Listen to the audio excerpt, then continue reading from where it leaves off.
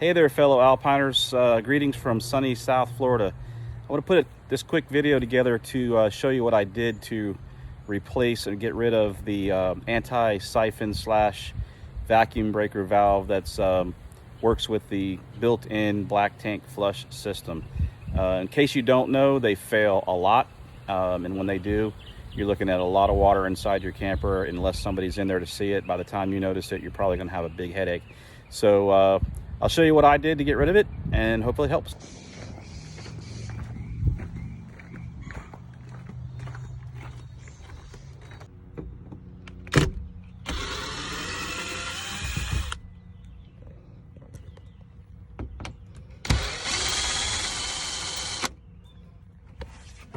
So once you have all the screws out, and you peel back the board here, to reveal what's inside, which is pretty much always a mess in every camper I've ever owned. They don't take a lot of care when they put these together as far as making it neat, that's for certain. So we're going to locate the lines that I need to work on. This is the tank flush line right here. So it's basically just a matter of following it. I believe that's it. I got to make sure that is, but I believe that is the line. And we got to figure out where it's going. So it goes right into here, where it turns into this PEX pipe.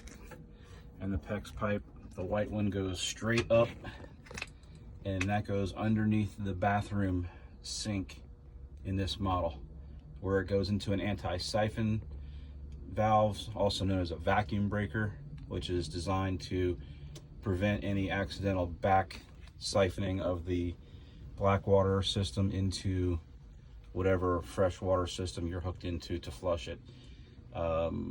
Very unlikely that could ever happen, but that's there by code. The valve up there under the sink, which I'll show you in a minute, is what fails. So my goal today is I'm getting rid of that valve. I'm also getting rid of the plumbing, even going up into the bathroom. I'm going to terminate it down here in the basement. So if I ever did have a leak, it's going to be minimal, and it's going to be below the floor. You can see right here, that's the black tank that we're looking at with the big pipe there, 3 or 4 inch, whatever that is. That's coming down from the toilet above. But that white line right there, that's what's returning from the underneath the bathroom sink and going into the top of the tank, which is where the flush or the flush nozzle would be. So that's what we're getting after, and it's just going to be a simple matter of cutting this pipe and this pipe and joining them together, and I'm going to use a shark bite to do that. Very, very simple to do and very reliable. So our particular Alpine is a 2018 3400 RS. We've been very happy with it. We've had a few little things like everything else we've ever owned, but very happy with it. And still has the sign.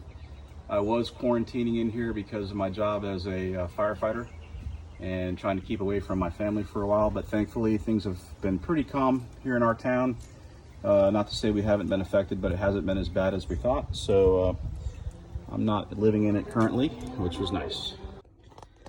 Okay, so here we are. We're underneath the sink in the bathroom, and you see a series of lines going here. Obviously the red is for your hot water and the blue is for your cold, but then you see the two white lines. They come directly from down in the basement where we just were. And let me see if I can show you what you're looking for here. Okay, so here's the problem. It's this guy right here, this black valve. And what happens here is the water from your outside water source comes here first from the outside into here under pressure, then back down into the tank to flush. And that's fine, except for this. What this is designed to do is designed to prevent a backflow. So when you disconnect and you're done, if there was some possibility of siphoning back, which would be very hard to do, the tank would have to be extremely full to the top. Very unlikely, but it is a code that they're required to meet when they build them. So that, at least that's my understanding. That's why this thing is in here. The problem is they fail, and when they fail, they allow the water under pressure to come out here in this cabinet instead of making its way down to the tank.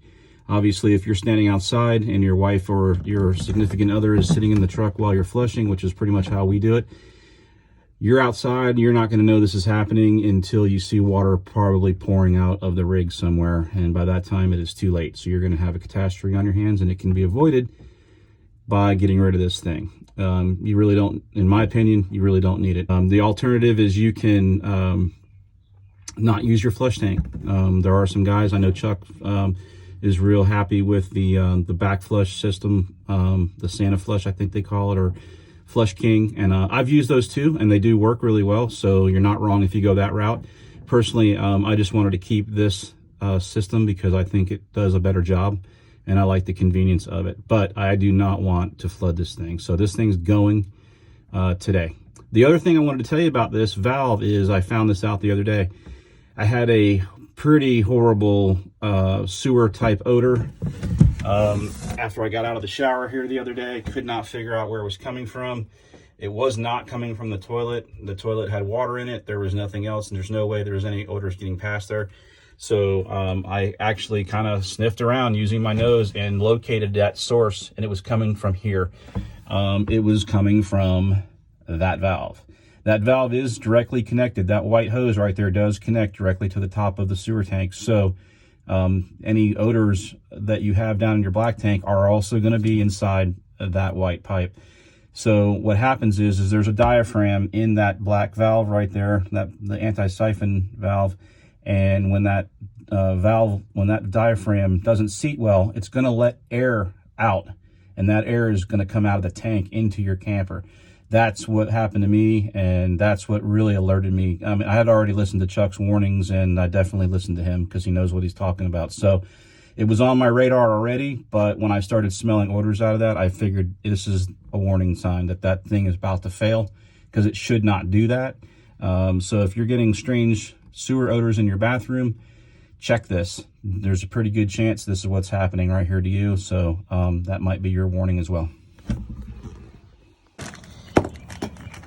Okay, so I originally, when I started this project, the project's even too strong of a word because this is really just a very quick thing you can do. It's not an all-day thing. I was intending to use a shark bite check valve, which is directional. So if you do happen to use this, make sure you install it with the direction the arrow indicates, which means the water's flowing in that direction. If you install it backwards, you're not going to get any water. However, some of the guys on the Alpine page started mentioning the ball valve, and I like that idea even better because the check valve could be a little restrictive and could somewhat act a little bit like a water regulator. And I didn't want to restrict the flow to the flush kit, so I opted to not use this, and I went ahead and I went to my local hardware store and I just got a simple union or a coupler, and I'll show you how this works in a minute. But it's a Shark Bite brand, and these things work really well, and they don't require any crimping or any kind of clamp, and they are real solid. I use them in my house. And lastly, if you're going to work with the PEX pipe, do yourself a favor and spend the $10 to get a PEX pipe cutter. You need that, especially when you're using Shark Bite. You need a good clean cut, and the end needs to be squared off. This will allow you to do that. Okay, here we are inside the equipment bay. I do have a towel down. I am expecting to see some water when I cut into that pipe. There should be some water in there, so don't be alarmed if that happens. It should be clean water. It's all that is still above the tank, so you shouldn't get any nasty water out of there unless something has gone wrong. And what I did was, once again, this is the connection to the outside for the fresh water to come in to flush the tank from the hose that you've been connected to, and then it changes to the PEX pipe right here and goes up. So all I'm going to do is I'm going to cut into this pipe right here. Technically, if you could find a PEX connector with a male adapter on it like this, you can not use the coupler I'm using. I just couldn't find one, so I'm going to leave this alone. I am going to cut that joint out. It's not necessary, so I'm going to eliminate one of the connections, which is less connections are always better because there's one less thing that can fail. And I have seen these things leak, although they are pretty reliable. So I'm going, from here it goes down into the tank. So all I'm going to do is join this with this, and this was zip tied down in here. I just cut the zip tie so I could get it free and move it around. The PEX is fairly flexible, so you can bend it a little bit. Just don't kink it. If you kink it, it's done. So all I'm going to do is just going to cut this and this. I'm going to look now for the best place to do that. So all right, so I figured out what I want to do. I've got the cutter in here, and it's just a really easy squeeze. That's how good that thing works. I mean, simple and nice and straight, just like you're going to want it. Actually, very little water came out of that side. The other side may be different. Find out here in just a second. So that's the side that would have gone up to the anti-siphon valve. And now you can see it connects to the outside of the camper. So I've got this short section, and all I'm going to do is join this up with the line directly to the tank. So first I have to cut the other side. I'm actually going to cut that down here.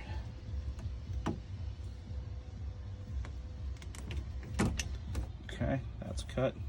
Now the siphon valve is now out of the loop, and all I'm left with is the line coming in and the line going to the tank. And now all I have to do is just join those with the shark bite, which is very, very simple, as you'll see right here. Okay, with the shark bite, it's real simple.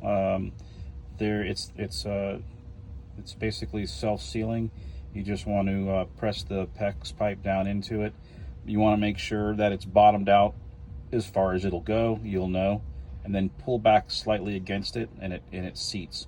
And that is all there is to it, and it's watertight after that. One thing of note, once you make this break in here, don't be surprised if your equipment bay starts to smell like black tank, because that basically is a direct vent at this moment until we seal this up. So it's not terrible, but I can definitely smell a little odor in here. And that was also what I was getting inside the camper, which will now be gone. So I'm going to put this on here.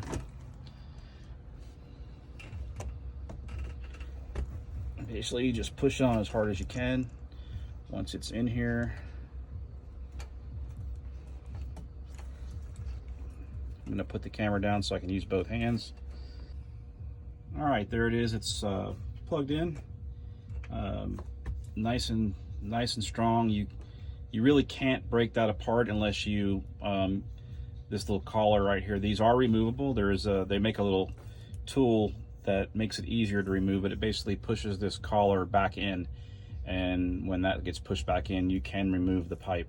You can do it without the little removal tool, but it's worth having. It's only a couple of dollars to have it's just a little plastic piece that helps push the collar back in.